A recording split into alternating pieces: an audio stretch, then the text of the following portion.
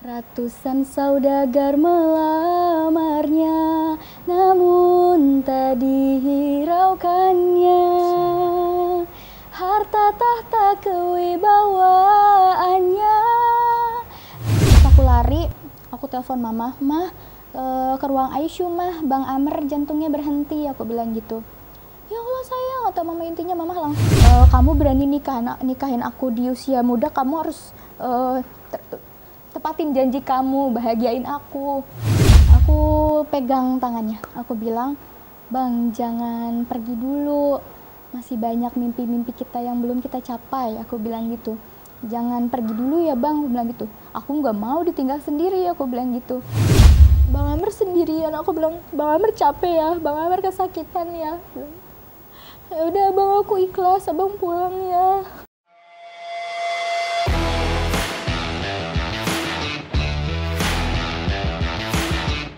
Assalamualaikum warahmatullahi wabarakatuh. Allahumma sholli ala sayyidina Muhammad wa ala ali sayyidina Muhammad.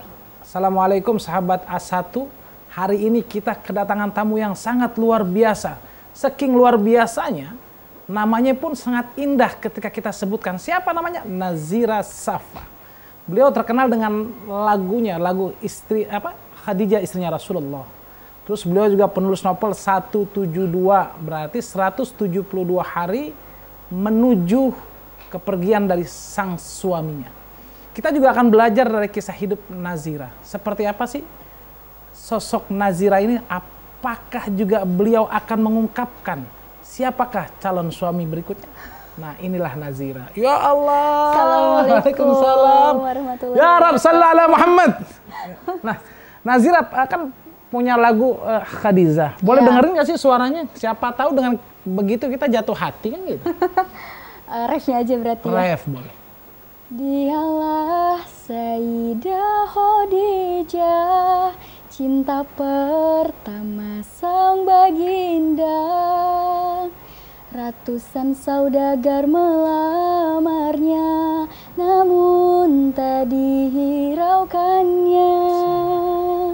Harta tahta kewibawaannya tak dapat menyilaukan hatinya. Khadijah telah terpaku padanya, dia Rasulullah Muhammad. Sallallahu alaihi Muhammad. Jadi buat teman-teman yang insya Allah mengidamkan istri seperti ini, kalau udah dinikahin jangan dikeluarin. Kan banyak orang yang lihat, nggak boleh. Ya. Nah, itu kan kalau suaranya dengan teks Indonesia. Kalau nggak salah kamu tuh enak banget tadi saya dengar Allahul Kafi Rabbunal Kafi. Coba dengerin dong. Saya boleh mandang wajahnya nggak? Tapi saya izin dulu yang lihat ya. Kalau nggak usah berantem urusannya. Allahul Kafi Rabbunal Kafi, Qasadanal Kafi, Wajadanal Kafi, Likulin Kafi, Kafanal Kafi, Wa ni'mal Kafi, Alhamdulillah. Ajib. Nah, Nazira ini kan hidupnya sangat luar biasa. Nazira kan panggilannya ya? Iya, boleh Neng Nazira. Nazira atau Nazira? Boleh Zira. Boleh Zira. Nah, Zir, sekarang kesibukannya setelah ditinggal sang suami, apa Nazira? Kesibukan aku pertama, aku kan udah meluncurkan novel yang 172 Days. Aku namain novel itu 172 hari karena itu hari kebersamaan aku sama Bang Amer setelah akad. Oh, berarti 172 hari Bang Amer? Ya, jadi aku hidup pernikahan aku hanya segitu. Nah, apa yang melatar belakangi Nazira kok bikin ini novel? Kan sedih loh. Pertama karena sebenarnya waktu pas Bang Amer wafat, aku sempet down banget. Terus ya karena kan Bang Amer itu waktu dengan latar belakang kisah hidup aku yang kurang kasih sayang, kurang deket sama orang tua, jauh dari sosok ayah. Nah, aku menemukan sosok sahabat di beliau, aku menemukan sosok ayah di beliau, aku menemukan sosok sahabat suami, semua ada di beliau. Terus Allah seketika ngambil ketika aku dapat kebahagiaan. Jadi wajar pada saat itu aku down. aku ngerasa duniaku runtuh. Oh, jadi pas ditinggal Bang Amer, merasa dunia kamu runtuh sehingga Iya. kamu tuangkan dalam tulisan. Nah, seperti apa pertemuan kamu dengan Bang Amer? Kok sangat cinta banget ya? Sebenarnya aku ketemu sama Bang Amer itu pertama kali di Zikir Akbar.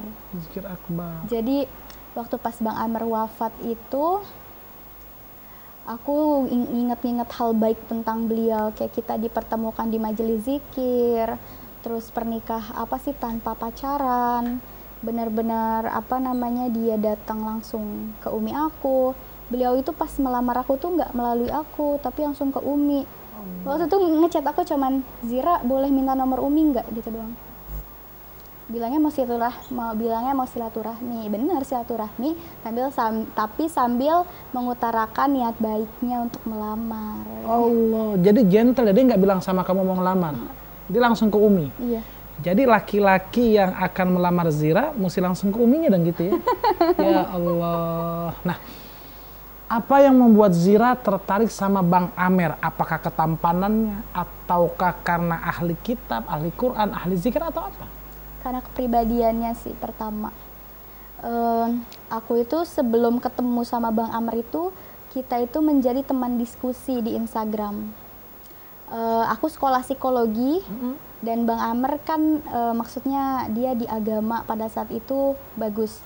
Aku minta banyak saran ke beliau tentang apa namanya, ya tentang kehidupan sehari-hari, tentang hal-hal yang ya hukum inilah, hukum itu, hukum kenapa sih kita pakai kerudung harus menutupi dada, hal-hal seperti itu, hal-hal sepele. Kenapa nggak WhatsApp saya aja, saya jawabin tuh satu-satu.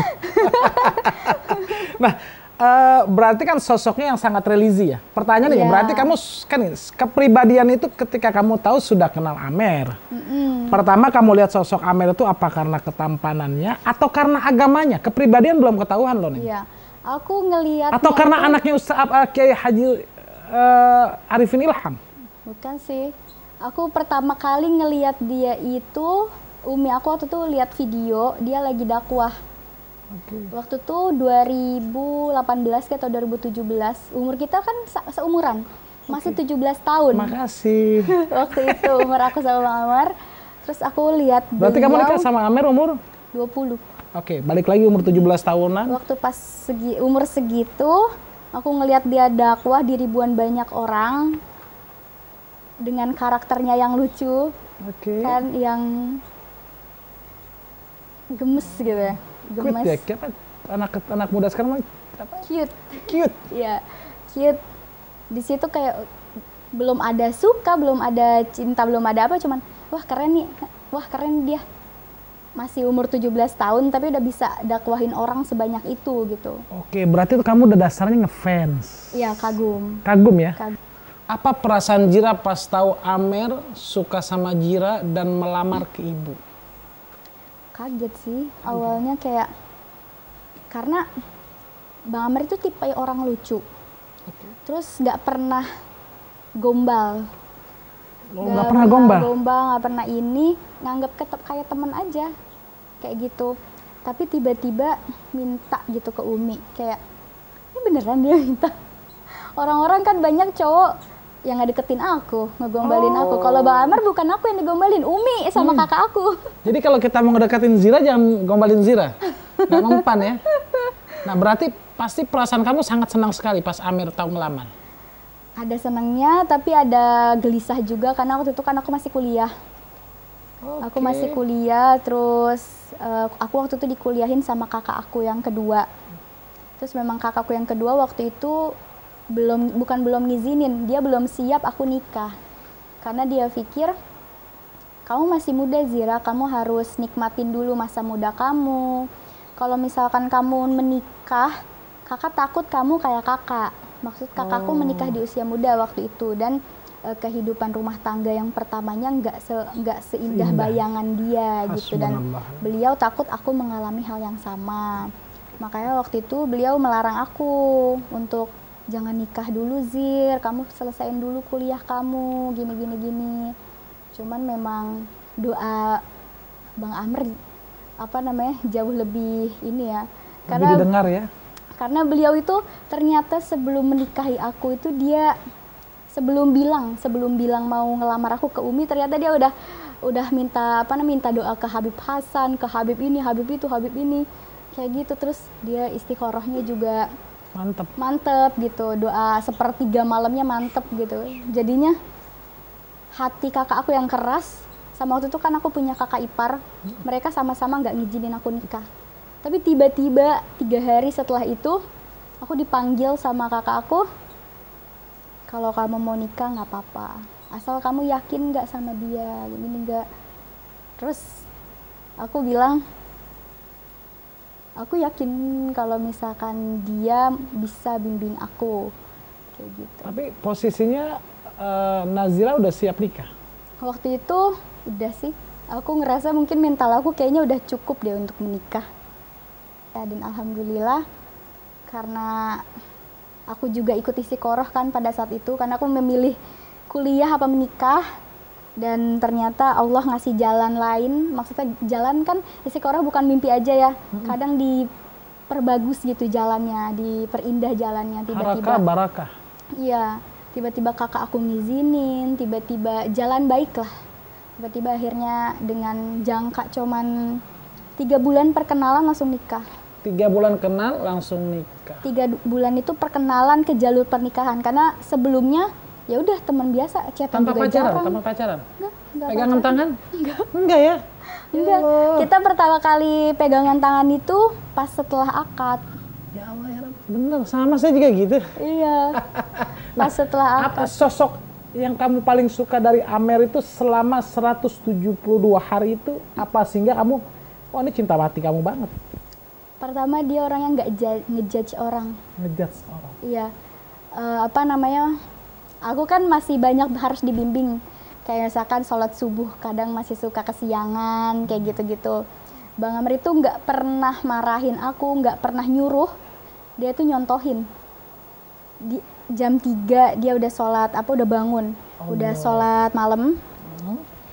Nah, kan kita ngedenger ya suara air wudhu. Aku ngeliatin, dia nggak nyuruh aku sholat, dia cuma ngantuk dah, nanti tidur lagi aja. Nah, akhirnya dia membangun aku. Kalau ketika dia bangun sholat, akhirnya aku ngikutin dia gitu loh. Jadi ada kemauan dalam diri aku untuk ikut dia, bukan dia yang nyuruh. Pertama itu poinnya, Bang Amr tuh nggak pernah nyuruh sama sekali, nggak pernah ngejudge orang. Kayak dia nyontohin, beberapa kali dia lakuin, baru nanti ada kemauan aku sendiri, aku ikut dong, baru dia seneng, ih bagus gitu. Jadi dia holakoh subuh awal nikah sampai hari keempat dia holakoh subuh terus kan. Terus aku cuma ngeliatin. Holakoh subuh tuh apa, belum tentu orang pada tahu. Holakoh subuh itu ngaji di masjid. Dia abis sholat subuh nggak pulang dulu ke rumah, Di masjid Azikra ngaji sampai jam 6:30-an, kajian kayak ngebahas-bahas bab Bukhari kayak gitu-gitu. Terus aku nanya, kok abis sholat subuh lama sih ininya? Nggak ada holakoh, dia bilang gitu. Oh ya udah, akhirnya di hari kelima aku pengen tahu, ikut ke sana, ikut holakoh bareng kayak gitu. Nggak pernah nyuruh orangnya.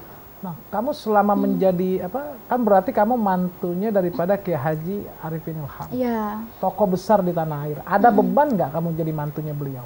Tentu, karena kebanyakan orang nyangkanya aku itu anak kiai. Saya nih. Banyak banget yang nyangkanya aku anak kiai, anak Gus mana gitu, anak apa kiai mana gitu. Ternyata aku bukan anak kiai, anak biasa aja. Anak biasa aja. Enggak, tapi kan pasti kiai juga. Nah, keluarga memang latar belakangnya bukan pesantren. Aslinya kamu orang Medan, Batak, Sunda, Jawa? Aku orang Sunda. Orang Sunda. Umi aku orang Banten. Oh, di mana Sundana tenang? Banten Lebak. Banten Lebak. Iya. Oh, yang Lebak dia Banten. gitu. Mohon. Bisa ngomong Lebaknya sedikit? Sedikit, karena nggak terlalu sering ngobrol sama orang sana, dan kalaupun ke sana rata-rata mereka ngomong sama aku pakai bahasa Indonesia. Oh, karena kamu nggak bisa bahasa. Iya, aku Sundanya karena aku kan pesantren di Garut. Garut itu Sundanya halus. Jadi aku belajarnya Sunda halus. Oh, kamu tuh basicnya anak pesantren. Iya. Oh, ada yang pernah nyinyir gak waktu kamu nikah sama Bang Amer? Nyinyir dalam hal apa tuh? Nyinyir itu paling juga berapa lama sih? Paling nggak suka lah bahasa. Iya, ada Netizen banyak. lah bahasa. Apalagi pada saat itu gak lama ada masalah kakak ipar aku. Waktu itu Oke. perceraian kakak ipar, jadi banyak tuh yang akhirnya netting ke pernikahan aku sama Bang Amar. Kayak nanti nggak lama juga cerai gini, kakak nggak jauh sama adiknya kayak gitu. Tapi aku kayak ya udahlah, dari dulu aku nggak peduli sama sosial media. Jadi mau ya walaupun kadang ngebaca stres gitu kan, tapi kayak untungnya ada Bang Amar di situ. Aku Sosoknya luar biasa ya. iya, kalau misalkan gak ada Bang Amar, kayaknya stres juga sih aku. Cuman waktu itu ada dia yang nenangin aku kayak udah tutup aja Instagram, bukan tutup kayak gak usah terlalu Nggak usah dilihat adiktif gitu. Atau enggak komennya matiin aja dulu kayak gitu. Udah di situ aku ngikutin, ya udah. Aku dulu ngerasa ya udah selagi ada Bang Amar, nggak perlu aku pedulin orang gitu loh. Oke. Jadi Jadi aku kuat kamu sih di memang situ. Bang Amir itu imam seimam-imamnya ya? Iya. Kamu samina wa ta'na sama beliau. Iya. Nah, selama 172 hari bersama, Amir pernah mengeluh penyakit apa? Aku sakit ini nih yang. Manggil kamu tuh apa? Yang D atau Dek. D? Kamu manggil Kadang Amirnya? Dek, kadang sayang. Oh, kalau nggak D, sayang ya? Iya. Boleh dengar panggilan sayangnya Amir ke kamu nggak? Suara kamu yang biasa dong. Ini suara kamu serius banget, suara Nazira dong. Aku kalau apa? Iya, kalau waktu kemarin kan kamu saya dengar suara Nazira tuh imut banget, lucu. Kalau sekarang serius banget.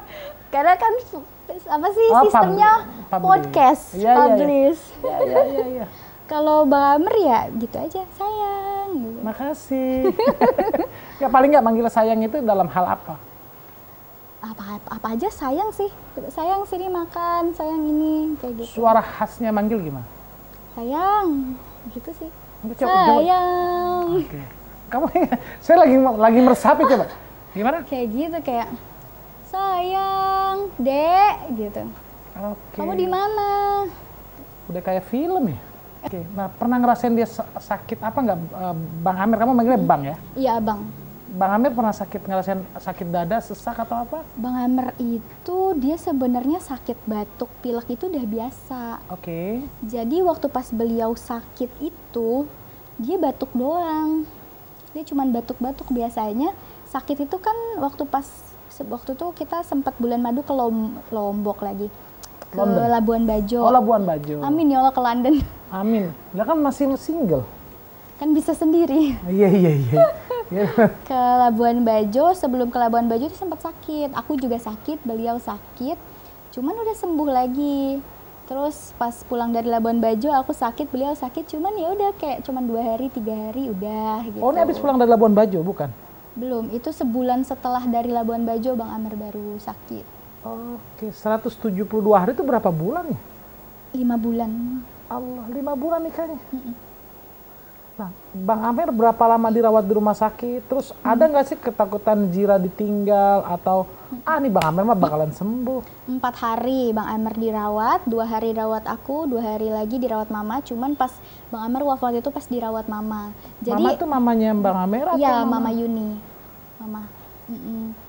Terus waktu pas 2 hari itu kan masih bercanda-bercanda. Masih kayak dia masih jalan-jalan, masih bercanda. Dia bilang, udah deh ini mah besok kita keluar dari rumah sakit, sembuh besok, dia bilang gitu. Tapi pas di hari kedua itu, beliau nyuruh aku untuk ngevideoin dia ngucapin minta maaf kayak gitu-gitu ke guru-gurunya. Makanya aku ngevideo-videoin tuh, videoin beliau ngucapin apa sih minta maaf sama dosen-dosennya, sama ustadz-ustadznya, sama guru-guru dia. Dia simpen-simpenin, terus dia kirim-kirimin, dia ngevideo callin semua sahabatnya kayak gitu. Terus aku di situ nanya, Bang kok kayak mau kemana aja, bikin video kayak gitu. Dia bilang umur gak ada yang tahu deh, dia bilang gitu. Oh iya ya Bang ya, ya udah akhirnya. Tapi di situ memang hati aku gelisah. Waktu itu hati aku gelisah banget. Tapi aku masih kayak nguatin, enggak Bang Amr pasti kuat kok, Bang Amr pasti sehat kok gitu. Ketakutan Bang Amr gak ada tuh pas di hari ketiga itu kan udah pindah shift mama. Karena waktu itu lagi COVID, jadi yang cuman nganter, yang nungguin itu cuma 1 orang. Oke. Nah, waktu pas aku disuruh pulang, karena pada saat itu juga ternyata aku sakit demam, disuruh pulang, hati aku nggak tenang, aku nangis. Bang bisa nggak bang aku di sini aja gitu. Tapi dia bilang enggak dek, Ade sakit, nanti kalau di sini makin sakit, pulang, dia bilang gitu. Yaudah akhirnya dia bilang iya ya udah aku pulang. Pas pulang, pas buka kamar, ternyata dia udah nyiapin apa namanya, boneka teddy bear yang besar banget. Terus pas sudah pulang dia nelpon, nge-video call aku. Dia udah lihat hadiah belum? Dia bilang gitu. Hadiah apa? Terus pas aku buka ada boneka. Boneka itu yang nemenin Ade tidur selama abang di rumah sakit ya, kayak gitu. Di situ aku bukan seneng tapi malah sedih karena gak tahu kenapa pas ngelihat boneka itu hati sakit. Tapi aku terima kasih ya bang, gitu. Pas besoknya aku ditelepon sama mama, sayang apa namanya, ke rumah sakit ya, gitu. Kenapa mah? Nah di situ aku sama Bang Amer lagi renovasi rumah. Jadi aku niatnya pengen Bang Amer itu sebelum aku pulang, dia bilang deh titip rumah ya, titip rumah apa sih, beresin rumah, gitu. Jadi aku lagi di perjalanan mau ke rumah itu, pas pulangnya ditelepon mama, pulang apa sih ke rumah sakit ya, gitu. Akhirnya aku ke rumah sakit, Bang Amer masuk ICU. Di situ hati aku udah ketar-ketir. Aku bilang, kok masuk ICU ya, mah? Kemarin kan masih baik-baik aja, kok tiba-tiba masuk ICU? Katanya ada tiba-tiba kena DBD kayak gini, kayak gitu. Aku nggak ngerti itu masalah medis. Akhirnya masuk ICU. Pas masuk ICU, aku datang. Aduh, aku nyeritainnya gemeteran. Nggak apa-apa. Aku datang, di situ Bang Amer masih baik-baik aja, masih senyum. Dia lagi beres-beres. Jadi sebelum masuk ICU itu dia wudhu dulu, bersih-bersih dulu, mandi dulu. Gitu aku bersihin, aku udah siap gitu. Dia duduk, aku duduk di sampingnya. Dia megang tangan aku. Dia masih bercanda, kan dia nggak boleh tidur sama dokternya karena kalau tidur takut takut kesadarannya hilang. Akhirnya dia tepuk-tepuk tangan abang ya, dia bilang gitu, tepuk-tepuk tangan abang ya kalau misalkan abang ngantuk, dia bilang. Ya bilang gitu. Dia masih nanya kayak itu air apa tuh dia yang merah-merah, jus semangka, mau, aku bilang gitu. Terus dia nyobain, nggak ada rasa, dia bilang gitu, air putih aja, masih kayak gitu. Terus terakhir pas masuk ke ruang ICU, dia megang tangan aku, dia berkali-kali minta maaf. Maafin abang ya dek, maafin abang ya dek, maafin abang. Aku bilang, abang nggak perlu minta maaf, abang nggak salah, abang pokoknya semangat, dia bilang gitu. Besok kita berkarya lagi, abang harus sehat. Dia cuma senyum. Udah nggak lama dari situ masuk ICU. Kan kita keluarga disuruh keluar karena mau pemasangan alat. Pas di situ, pas pemasangan alat kita masih ngedenger dia pas sholat asar, beliau masih sholat. Itu masih kita bisikin, udah asar gitu. Jadi dia masih sholat. Pas maghrib, pas banget maghrib waktu itu karena aku lagi nggak sholat pada saat itu. Aku tiba-tiba kan di ruang tunggu ICU. Dokter nyamperin, mamah lagi sholat di atas. Nyamperin, ngasih tahu, ini keluarganya Bapak Amr Azikra gitu. Terus dia bilang, jantung Bapak Amr Azikra berhenti. Allah. Kami sedang usahakan untuk mengembalikan jantungnya. Di situ aku kebingungan kayak ini nyata nggak ya. Aku nangis. Aku bilang, kok bisa mati sih dok? Aku bilang kayaknya tadi baik-baik aja. Aku bilang gitu, kok bisa berhenti? Aku bilang gitu. Aku nangis di situ. Dokter kami dia bilang lagi kami berusaha dihidupkan kembali kayak gitu. Terus aku lari, aku telepon mama, ke ruang ICU mah, Bang Amer jantungnya berhenti, aku bilang gitu. Ya Allah sayang, atau mama, intinya mama langsung ke bawah. Terus kita langsung itu Di situ akhirnya jantung Bang Amr ada lagi, kembali. Oh, di situ aku seneng, tapi ada rasa takut. Aku pegang tangannya, aku bilang, Bang, jangan pergi dulu, masih banyak mimpi-mimpi kita yang belum kita capai, aku bilang gitu. Jangan pergi dulu ya Bang, aku bilang gitu. Aku nggak mau ditinggal sendiri, aku bilang gitu. Apa namanya? Pokoknya aku banyak nuntut di situ ke Bang Amr. Kamu berani nikahin aku di usia muda, kamu harus tepatin janji kamu, bahagiain aku, kayak gitu. Tangannya sempat gerak, udah di situ aku kayak, Bang Amr survive ya, survive, aku bilang gitu, jangan tinggalin aku masih egois, aku masih menyangkal, masih nggak mau berpikiran Bang Amr bakal pergi di situ, aku nggak mau. Sampai akhirnya jam 10 kita keluarga dikumpulin, katanya kemungkinan Bang Amr untuk hidup itu cuma 15%. La ilaha illallah. Di situ lutut aku udah lemes, udah kelayangan, ini bener gak sih, kayak gitu. Aku jam 11 itu aku samperin lagi ke Bang Amr, tapi jam 10 itu keluarga udah datang semua, guru-gurunya udah datang, udah banyak yang nalkinin. Oh, di suasana itu nalkinin gurunya? Udah banyak yang nalkinin. Kamu tuh histeri, nangis atau teriak? Di situ aku nangis, aku duduk di bawah ngegeletak megang tangannya. Ada mama, ada Bang Alvin, ada semua di situ, ada guru-gurunya. Aku cuman duduk aja, kayak nangis. Dalam hati tuh aku masih, jangan tinggalin aku Bang, jangan tinggalin aku. Gurunya tuh ada Habib Hasan datang. Lewat video call ada Habib Hasan, terus ada Ustadz Syukur, terus ada beberapa ustadz juga yang yang ngedoain Bang Amr di situ. Kamu goyangin tangan Bang Amr gak? Bang, bangun gitu. Aku ngegoyangin, terus dia itu kan tadi amanat beliau kan tepok aku dong. Kamu aku merasa berdosa dong? Belum, di situ aku belum nempuk. Aku masih, ayo Bang, jangan pergi dulu, kayak gitu. Karena di situ kan emang posisinya Bang Amr masih ada detak jantungnya. Bibirnya juga masih keluh. Allah. Oh, masih. Cuman kayak gitu. Cuman dia nggak bisa gerak kayaknya, Pokoknya akhirnya kita tuh keluarga disuruh pulang. Bukan disuruh pulang, kayak udah ini kayaknya udah stabil katanya gitu, kata dokter. Semuanya udah stabil.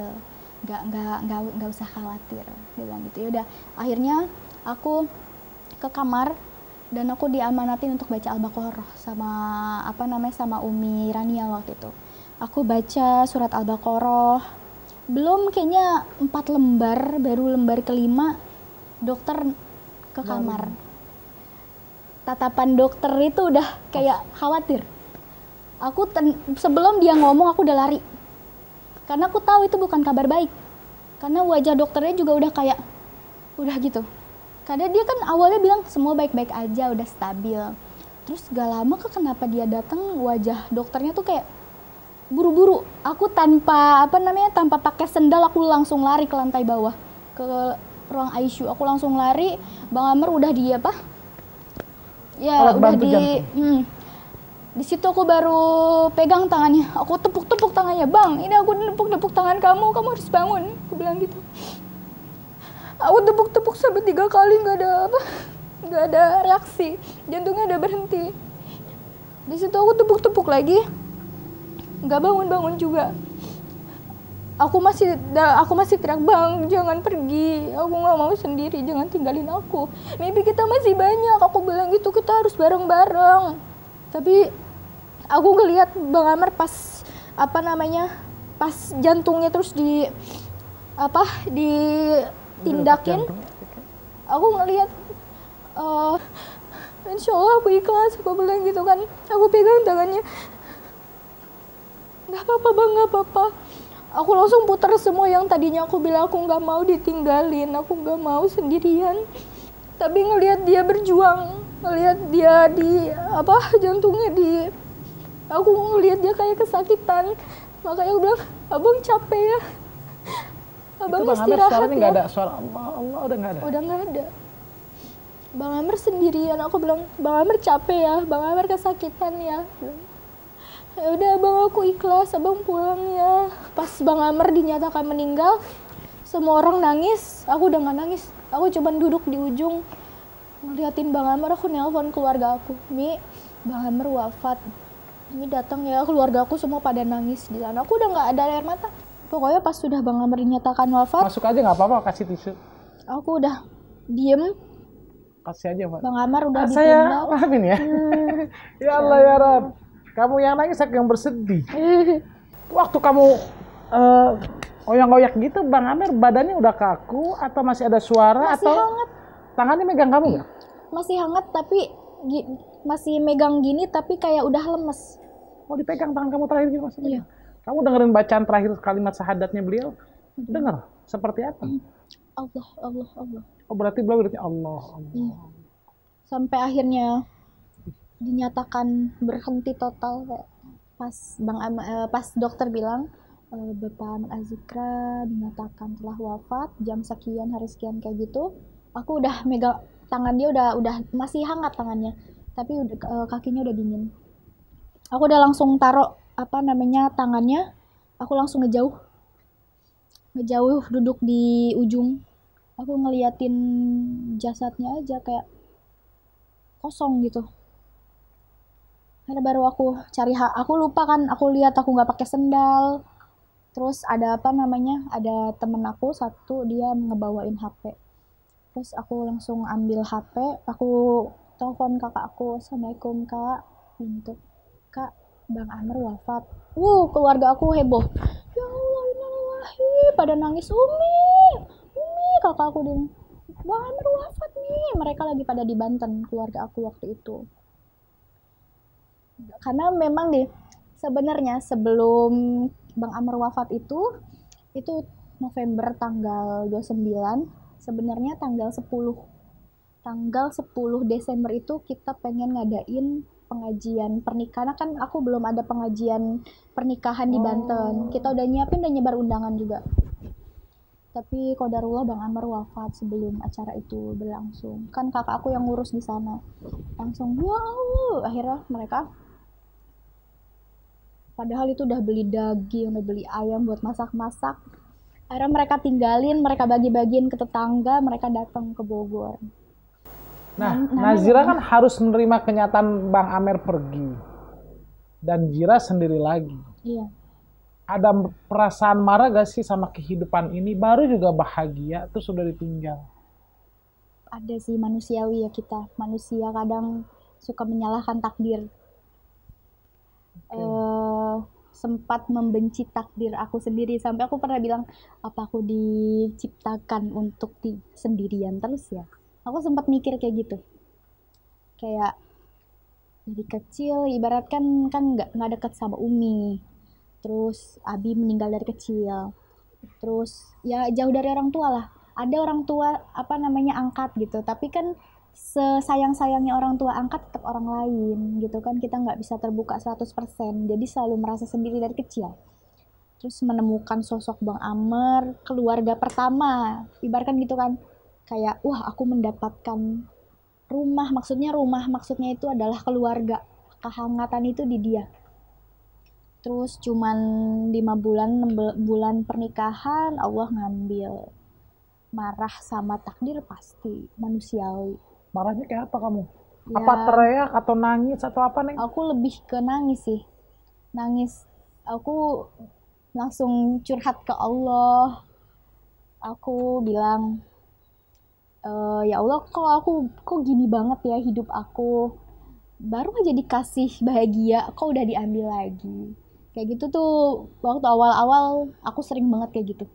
Menyalahkan kehidupan. Iya, marah sama takdir. Berarti hatinya belum luas tuh ya? Iya. Waktu itu kayak ya Allah. Semangat. Oke.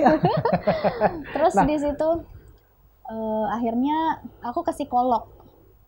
Oh, kenapa nggak telepon saya? Kan belum tahu waktu itu. Iya. Ke psikolog. Terus aku ikhtiar. Aku bilang, aku merasa kayaknya aku nggak bagus nih kayak gini. Aku Ke ngerasa psikolog bukan ke kiai, ke ustadz gitu nggak ke psikolog? Karena memang pasti. basisnya kamu Iya. anak psikolog ya? Iya. Ke Ustadz pas ke aku konsultasi sama Habib Hasan. Oh baik. Habib Hasan, terus Habib Novel, Oke. konsultasi tentang apa namanya kehidupan. Bagaimana nih aku tuh apa namanya ngerasa nggak nyaman sama diri aku yang sekarang kayak gitu. Aku merasa kok gini-gini aja sih hidup aku, kurang bersyukur lah ibaratkan gitu. Terus akhirnya ke psikolog untuk apa batin, untuk lebih kayak memaknai hidup. Terus di situ aku nemu kunci dari segala ikhtiar aku selama 1 bulan ngerem, diibaratkan aku idah kan, aku menjalankan idah itu. Bukan ngerem kali. Tapi Maksudnya berdiam diri tuh bahasanya. berdiam diri. Iya. Ya, Boleh ngerem lah ya. yang ngerem lah bahasanya. Maksudnya kan aku idah, menjalani idah itu 4 bulan 10 hari. 4 bulan. Oh, perempuan tuh idam 4 bulan 10 hari. Iya, karena aku kan idah karena ditinggal meninggal, jadinya 4 bulan 10 hari kan. Di idah pertama aku apa namanya masih kayak linglung. Nah, di situ akhirnya aku walaupun aku idah tapi aku tetap konsultasi ke para psikolog dan aku konsultasi ke habaib kayak gitu-gitu lewat ponsel. Oke. Lewat ponsel, nanya-nanya, nelpon kayak gitu. Di situ aku akhirnya karena aku mikir kayaknya aku nggak bisa nih kayak gini terus. Nggak boleh nih aku nyalahin takdir terus gitu. Satu kunci yang aku dapat, ya memang itu hidup. Kita manusia di sini nggak ada yang abadi. Semua salah aku pada saat itu karena aku menggantungkan hidup aku ke Bang Amr. Yang padahal Bang Amr itu kan manusia.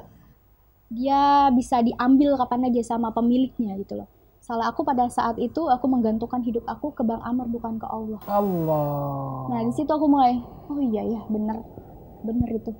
Aku menggantungkan hidup aku pada manusia, dan karena manusia itu ya kalau nggak diambil Allah ya diambil orang, bukan gitu.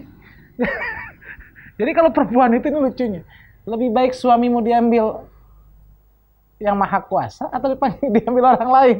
Kalau itu aku nggak bisa jawab karena aku belum ngalamin. Emang mau ngalamin? Enggak. Enggak. Nauzubillahi min zalik.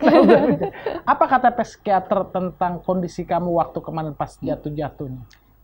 Psikologi sebenarnya hampir sama. Sebenarnya mau jawaban psikologi atau ustadz atau ustazah tuh sebenarnya hampir sama. Kita tuh harus menerima segala ketetapan takdir Allah. Kita apa namanya? Dan dikasih tahu lagi, manusia tuh tujuannya apa sih? Tujuan hidupnya apa? Untuk takwa ke Allah kan? Gitu. Iya. Selama ini kamu dapat cobaan hidup, kamu ngerasa takwa apa sih? Takwa kamu udah bagus belum? Padahal di Quran udah jelasin tenang ya. Iya. Wasta'inu bis-sabri was-shalah. Selesaikan masalahmu dengan sabar dan sholat. Ya Allah. Iya. Dari situ aku langsung, oh iya ya.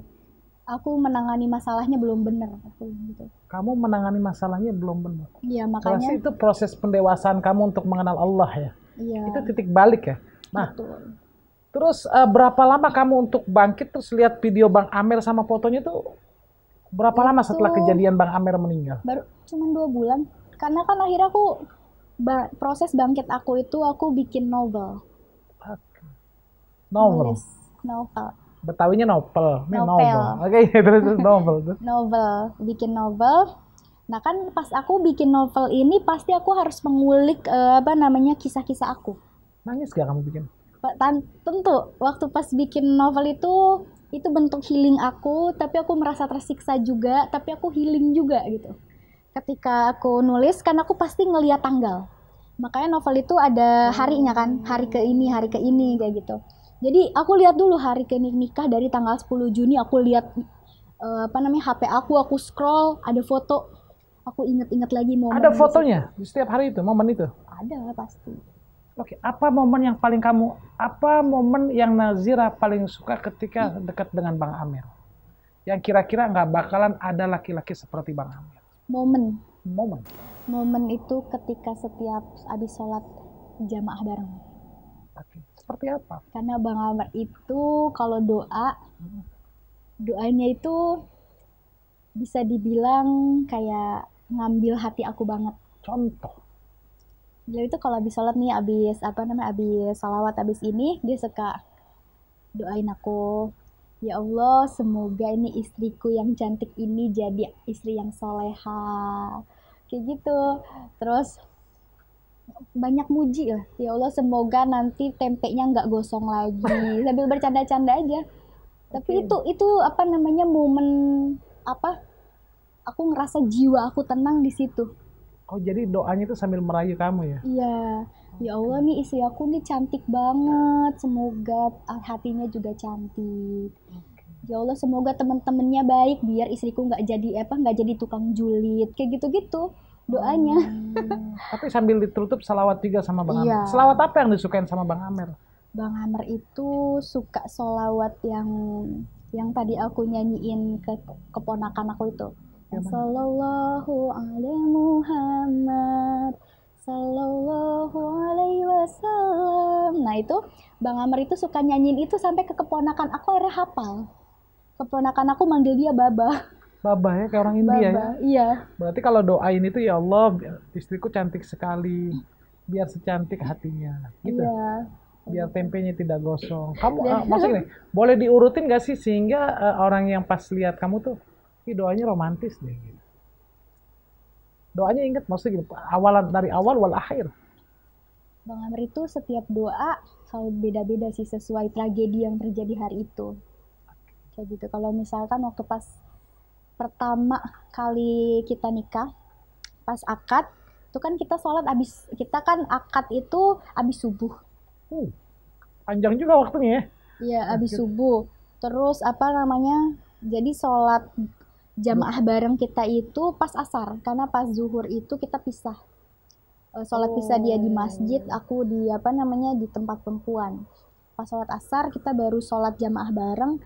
Situ dia ngedain, dia bilang terima kasih ya Allah sudah apa namanya menjadikan Zira istri Amar.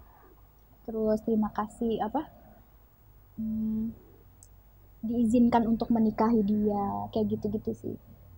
Ada penyesalan apa yang ketika Bang Amir meninggal, aku nyesel ya aku belum melakukan ini. Pasti ada dong momen kamu punya salah sama suami, terus Pasti. kamu belum Pasti. minta maaf, ya manusiawi. Iya pasti. Aku waktu itu, jadi kan waktu pas selama pernikahan 5 bulan itu aku sempat hamil. Di bulan kedua aku sempat hamil, tapi akhirnya aku keguguran. Di situ aku sempat marah ke diri aku sendiri. Tapi karena aku marah ke diri aku sendiri, aku jadi nggak tega ngeliat Bang Amer. Waktu itu aku sempat marah dan akhirnya aku ngerem diri di kamar itu. Kayaknya ada deh sekitar 2 jaman dan dia nunggu di depan kamar. Enggak teriak manggil kamu, Enggak. Nazira keluar, buka enggak? Enggak, dia cuman ketuk, Dek, ayo keluar deh gitu doang. Ada laki-laki kayak gitu ya? Bener-bener Enggak mau manggil, Nazira buka pintu, buka, enggak ada? Enggak. Ya Allah itu sosok siapa Cuman ya? duduk Dede aja dia. banget. Terus dia nelpon aku, ayo dong deh jangan gini terus. Enggak masuk, enggak ngetok-ngetok, enggak gedebak-gedebak enggak? Enggak. Cuman duduk, dia diem berdiri di depan Ini cuma kamar. cerita kamu aja kali. Wallahi, Bohong dosa loh. Aku tahu bohong dosa, tapi ini wallahi. Kalau misalkan Aku wallahinya percaya. Kamu juga percaya enggak, terus. beneran. Begitu. Kamu masuk ke kamar, diketok, Dek, kamu nggak buka, nggak marah-marah? Enggak. Hanya telepon Dek buka gitu. Iya. Dia nungguin depan pintu sampai akhirnya Allah aku sayang buka. berarti. Aku buka. Dia masih bukan cengenges kayak senyum. Kayak aku kaget kayak oh makanya di situ aku nangis. Dan sampai sekarang aku nyesel kenapa aku nggak bukain pintu itu dari awal. Karena waktu itu aku mikirnya aku inget gitu loh wajah dia pas aku kasih tahu Bang aku kayaknya hamil gini wajahnya tuh seneng banget kayak wah seneng banget. Pas aku dinyatakan keguguran wajahku kan redup tapi dia masih nyemangatin aku, masih ayo deh nggak apa-apa, tapi dia bilang deh nggak apa-apa berarti kita masih diizinin pacaran dulu sama Allah, kalau ngomong kayak gitu. Karena pada saat itu aku tekanan banyak yang nanya, kok belum hamil, kok belum hamil. Padahal baru 2 bulan. Baru 2 bulan. Ya Allah, emang Kok belum hamil sih? kan ada kerjanya, bilang dong udah santai gitu, waktunya ada. Istri apa namanya, si ini udah hamil loh, ini gitu-gitu. Jadi kan aku tekanan batin pada saat itu. Oh, jadi yang tahu kamu keguguran tuh cuma Amer. Iya. Nah, Bang Amer kan abis kamu tahu hamil nih, berapa lama proses menuju keguguran? Terus kamu karena makan kah, karena minum kah, kecapean kah? Karena stres. Jadi pada saat itu kondisi keluarga lagi goncang. Keluarga. Ya. Oh, yang itu ya, perceraian itu ya? Iya, lagi goncang, dan aku kan orang baru hadir, nggak tahu apa-apa permasalahannya, tiba-tiba ikut dihujat, ikut disumpahin, ikut ini, stres ditambah waktu itu aku kuliah, aku lagi banyak banget tugasnya. Jadinya pikiran, capek, batin, akhirnya keguguran. Berarti kamu dengarnya dihujat itu karena media sosial atau ada yang sampaikan? Media sosial. Oke, berarti kalau buat perempuan yang hamil jangan buka-buka media sosial ya. Saya pernah dengar tuh Nazira katanya ikhlas kalau dipoligami sama Amer. Kok bisa? Itu. Siapa tahu para istri ngedenger. Sebenarnya poligami, aku cuman pengen ngasih tahu, nge-influence kepada perempuan-perempuan yang ada di sana, kalau poligami itu bukan sebuah kejahatan kalau dilakukan oleh orang yang tepat, gitu, oleh laki-laki yang tepat. Cakep. Gitu, makanya aku Cocok. bilang, aku bisa dipoligami kalau sama Bang Amer, karena aku tahu Bang Amer kayak gimana, aku tahu gitu loh, aku kenal dia. Itu kalau yang lain belum tentu, tapi ya kalau misalkan mendapatkan yang sama kayak Bang Amer kan kita nggak ada yang tahu. Alhamdulillah. Kayak gitu. Lah, Kayak sekarang gini, Bang Amer itu memang sosoknya seperti apa sehingga orang bilangin, oh saya Amer deh, Kak. Mereka kan bisa bilang gitu. Sosok yang penyabar, penyayang. Beliau itu nggak pernah ngebeda-bedain antara mamah sama mamah aku, ibaratkan gitu. Oh. Beliau ngasih hadiah ini ke mamah, ngasih sesuatu yang sama ke Umi. Nggak pernah ngebeda-bedain gitu loh. Terus beliau itu pinter, ibaratkan ke mamah, seolah mamah adalah nomor satu-satunya di hidup dia. Ke aku pun sama seperti itu. Tapi nggak menjelekan satu sama lain. Gitu. Hebat. Itu hebat ya Bang Amer. Nggak ada laki kayak gitu, susah itu. Iya, itu adanya cuma di nomor 172 kayaknya. Makanya di situ, makanya aku berani. Aku berani bilang. Jadi kalau ketemu kamu seakan-akan kamu adalah wanita pertamanya. Iya. Ketemu ibunya seakan-akan wanita pertamanya. Betul. Pernah gak sih kamu cemburu sosial antara kamu dan ibu? Dia sayang banget sama ibunya? Nggak pernah. Enggak. Karena level kasih sayang mama, level kasih sayang aku, Bang Amer itu pinter ibaratkan menetralisir.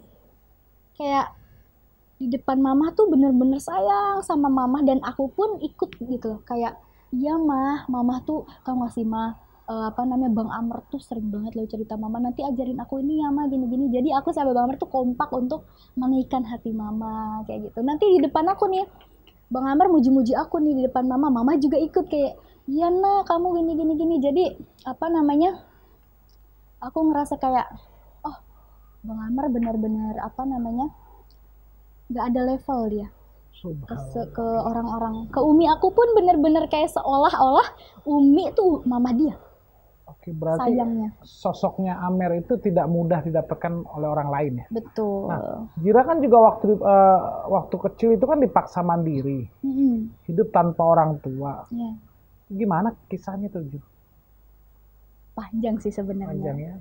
Panjang ya. Kita singkat aja ya. Yeah. Jadi papa aku tuh meninggal dari aku kecil. Okay. Dari umur kelas 3 SD tuh umur berapa ya? Ya, 9 lah. Ya, 9 tahun. 9 tahunan. Benar 9 tahun. Terus tapi umi aku sama abi aku udah cerai dari aku umur 5 tahun. Ini kita lewatin yang cerai terus. Kayak gitu. Terus kan umi aku menikah lagi pas aku kelas 2 SMP. Dan umi aku pulang kampung, nggak tahu, pergi sama bawa adik aku yang kecil. Nah aku itu sama kembaran aku akhirnya ikut sama guru ngaji aku waktu itu. namanya Abah Budi sama Om Ella, ikut sama beliau di pesantrenin di Garut. Kayak gitu. Kelas 2 SMP. Kelas 1, dari kelas 1 kalau itu. Kalau apa namanya? Kalau pesantren. Oh, berarti basicnya memang Nazira tuh pesantren ya? Iya. Pernah menjadi pesantren 4 tahun. Pernah di bully nggak sih kamu sama teman-teman? Dan gimana caranya kamu bertahan gitu? Karena waktu itu kan aku di pesantrenin, maksudnya disekolahin sama orang. Jadi satu-satunya cara aku untuk itu ya bertahan, gitu loh. Oh, berarti kamu dari masa kecil tuh memang sudah banyak cobaan hidup ya, Zir? Ya banyak, pasti semua orang juga. Oke, semoga insya Allah Nazira ini, insya Allah yang namanya hidup kita tidak akan pernah tahu. Semoga Allah Subhanahu Wa Taala kasih Nazira jodoh yang sama seperti Bang Amir, atau bisa insya Allah melebihi daripada Bang Amir. Yang sayang, yang tulus, yang cinta kepada Nazira dan cinta kepada ibunya. Yang selalu menggantungkan hidupnya kepada Allah wa Rasul. Kita udah denger nih kisahnya Nazira dari novel yang pertamanya 172 hari bersama Bang Amir. Nah, emang Nazira mau ada bikin novel kedua? Insya Allah aku mau rilis lagi 172 Days Part 2. Nah, di situ itu aku memenuhi banyak. Ternyata pas aku ngerilis yang pertama itu ada beberapa bab yang mereka ingin tahu, kok Zira bisa sih ada di tahap ini gitu loh. Karena di bab itu aku cuman ngasih penjelasan kisi-kisi bangkitnya aku setelah terpuruk itu. Mereka nanya, itu terpuruknya tuh kayak gimana sih? Nah, insya Allah aku bakal jabarin semua di novel kedua aku tentang pengalaman aku waktu kecil, proses survive aku, terus proses menjadi anak muda walaupun broken home itu nggak menjadikan patokan bahwa hidup kita bakalan hancur atau sebagainya. Jadi aku pengen ngajak anak-anak muda yang mungkin punya pengalaman sama kayak aku, kita sama-sama bareng jalan ke jalan yang benar gitu, ke kebaikan. Proses aku mencari agama, proses aku mencari Tuhan, aku taruh di situ. Berarti 172 hari yang kedua. Nah, 172 hari yang pertama emang mau dibikin apaan? Setelah jadi novel, apa mau dijadiin film atau apa? Mudah-mudahan difilmin. Amin ya Rabbal Alamin. Tapi yang main mesti Nazira dong ya? Hah? Mesti Nazira. Amin ya Rabbal Alamin. Ya nah, lakinya kalau menurut Nazira siapa yang sama kayak Bang Amir? Siapa ya? Harus di-riset dulu kayaknya ya. Kayaknya langsung suka begitu, kayaknya lagi mengidamkan Amir the next. Wallahu sallam Muhammad. Nah, alhamdulillah, insya Allah hari ini kita mendapatkan kisah inspiratif bagaimana menjadi istri yang saleha dan bagaimana menjadi suami yang saleh, yang menempatkan istrinya pada tempatnya, yang menempatkan ibunya pada tempatnya. Satu hal, jangan pernah engkau menduakan orang tuamu dan mendahulukan istri kamu. Dan satu lagi, nggak cocok dan nggak komplit kalau nggak ditutup selawat sama Nazira. Selawatnya apa, Neng? Ya Habibal Qalbi. Ya Habibal, gimana, Neng? Dengar dong. Ya Habibal Qalbi, ya Khairul Baroya, ya lijita bil haqi Rasulal Hidayah. Ya Rasulullah, ya Habiballah,